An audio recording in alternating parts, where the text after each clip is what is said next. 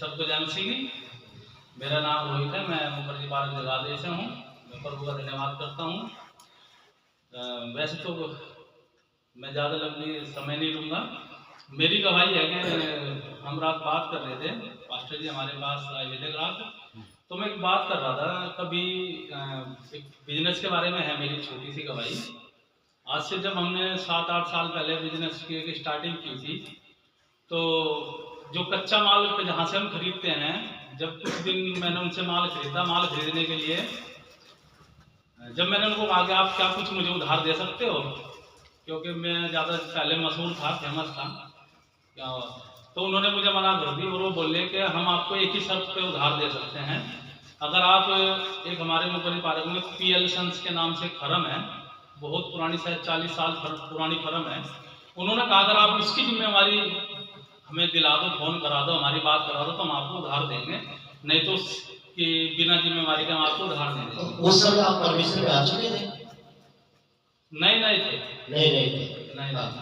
उस टाइम में परमिशन में लेने आए थे और फैक्ट्री में काम शुरू करने के लिए क्या किसी से उधार मांग रहे थे माल, लेकिन ऐसे कोई नहीं देता, लेकिन उन्होंने एक शर्त रख दी है जी। फिर क्या हुआ? कि आप उनकी PL सन्स वालों की जिम्मेवारी उनसे फोन करा दो या उनकी जिम्मेवारी दिला दो बस।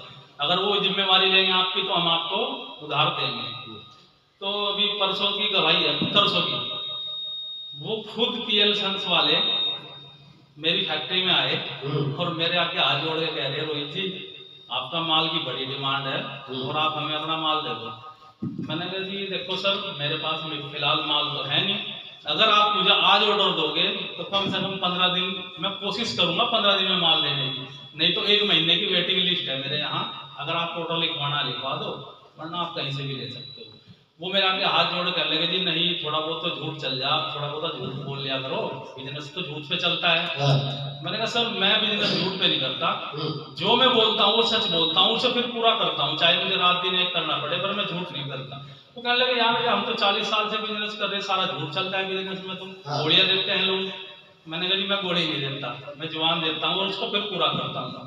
तो मैं सोचने लगा, जब पास्टर जी से मैं रात बात कर रहा था, रात ही मतलब मैं बात करते करते सोचने लगा, ये तो बड़ी अच्छी गवाही है मेरे जीवन की कि एक समय में इस व्यापारी की मुझे जरूरत पड़ रही थी, लेकिन मैं गया नहीं, क्योंकि उस समय मैंने एक बात उसको बोली थी, जिसने मुझे कहा था उनकी जिम्मेवारी लेगा। मैं कहा भाई मैं जिम्मेवारी कभी किसी की नहीं लाऊंगा, क्योंकि मैं विश्वास करता हूँ प्रभु पे, और एक दिन प्रभु ही मुझे बढ़ाएगा, जैसी उसकी इच्छा मेरे जीवन में वो पूरी हो।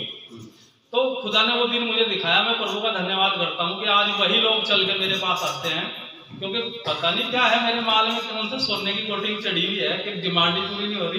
क्योंकि यीशु की डिमांड दुनिया में बहुत है और फिर उसके लोगों की डिमांड तो वैसे बढ़ जाएगी, है जी बिल्कुल। सो इनकी जो लोगों की क्वालिटी और जबरदस्त है मार्केट में, और सब फेल है, लेकिन यीशु मसीह को भी फेल हो जाएगा, वरना ही फेल होने देगा।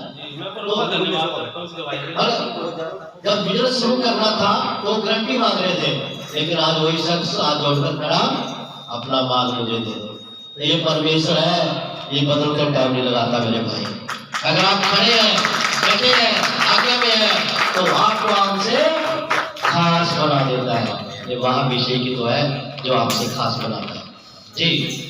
एक छोटी सी बात कहना चाहूंगा इसके पीछे। वैसे तो देखो हम बाइबल पढ़ते हैं, बाइबल में लिखा है कि प्रभु ने कहा कि पवित्र बनो क्योंकि मैं पवित्र हूँ।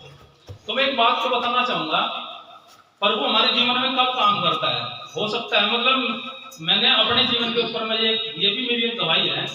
देखो मैं शराब भी पीता था, मैं तम्बाकू भी खाता था, और शराब पीने के बाद सिगरेटें भी फूकता था। प्रभु में आने के बाद ना प्रभु में आने के बाद तो धीरे धीरे ये कम हो गया था। तम्बाकू तो आते ही छूट गया था, बीड़ी सिगरेट भी छूट गई थी, ड्रिंक में थोड़ा टाइम लगा था। जितनी मेरे जीवन की कमियां थी, मैंने बाइबल पढ़ी, मैं बाइबल बहुत पढ़ता था, ये मेरी क्वालिटी थी। 5-5 घंटे मतलब रात दिन दुआ प्रार्थना, ये क्वालिटी मैंने प्रभु में आने में जब आया तब मुझे महसूस हुई थी, क्योंकि प्रभु ने मेरे जीवन में ऐसा काम किया था। जैसे जैसे मैंने अपने जीवन से उन गंदगियों को बाहर निकाला, हालेलुया, क्योंकि प्रभु ने कहा ना मैं पवित्र हूँ। वचन में लिखा है इब्रानी 4:12 में, क्योंकि परमेश्वर का वचन जीवित, प्रबल और हर एक दोधारी तलवार से जो बहुत चौका है, जो प्राण और आत्मा को और गुदे को आर पार करके भेदता, मन की भावना और विचारों को जांचता है। जब हम बाइबल पढ़ते हैं ना, हमारे अंदर बाहर क्या है ना, प्रभु को सब पता है। जब हम उसके पास बैठ के बात करते हैं, वचन पढ़ते हैं, तो उसे हमारी भावना को भी पता होता है कि हमारे अंदर क्या कमियां हैं, क्या हम संसार से छुपा के काम कर रहे हैं। मतलब कहने का मतलब यह है कि अच्छाई बुराई से सब मालूम है। जैसे जैसे हम अपने आप को सुधारेंगे ना, पवित्र करेंगे, क्योंकि पवित्र करना क्या है, खाली एक ये नहीं कि हमने वही विचार में नहीं हम लोग तो हम पवित्र हो गए, नहीं। अगर हम चोरी कर रहे, झूठ बोल रहे, किसी प्रकार का लालच कर रहे, ये सब मिला के टोटल व्यभिचार, झूठ, चोरी, हेरा फेरी, कमीशन खाना, बेईमानना, ये सब क्या है। अगर इनको छोड़ देंगे तो हम पवित्र हो जाएंगे। जब पवित्र होंगे, पवित्र आत्मा बात करना शुरू करेगा, वो गाइड करेगा, अच्छे डिसीजन लेने में मदद करेगा, अच्छे लोगों के पास संगति मिलेगी। तो कहने का मतलब यह है कि फिर परमेश्वर का काम शुरू होगा। जैसे जैसे मैंने अपने जीवन की कमियां दूर की, वैसे वैसे जी परमेश्वर ने मेरे जीवन को ब्लेस करना शुरू किया। क्योंकि जब हम इजराइलियों को देखते हैं, जब पुराने नियम में इजराइली क्या करते थे, गुड़गुड़ाते थे, परमेश्वर की बात नहीं मानते थे, भटकते रहे जंगल में, खत्म हो गए, बर्बाद हो गए। हम लोग आज इजराइली हैं।